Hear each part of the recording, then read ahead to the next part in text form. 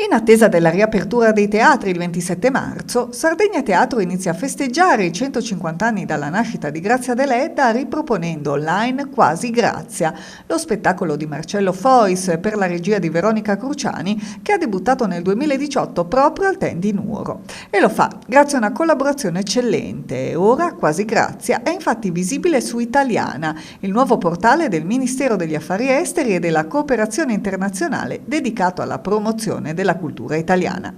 Sardegna Teatro, che ha prodotto questo contenuto, ha vinto un bando proprio del Ministero degli Esteri ed è possibile infatti accedere a un video che parte soprattutto da quelle che sono le immagini dello spettacolo, con degli importantissimi approfondimenti da parte di Marcello Fois, ed è accessibile in 5 lingue diverse, con i sottotitoli in 5 lingue diverse.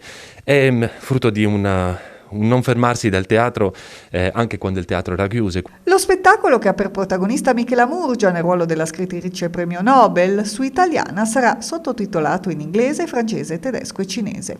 Una ricorrenza prestigiosa per un ritorno sulle scene, seppur virtuale, per Sardegna Teatro e anche per il Ten di Nuoro, sul cui palco Quasi Grazia è nato e che continua a tenere aggiornato il suo pubblico attraverso i suoi canali social.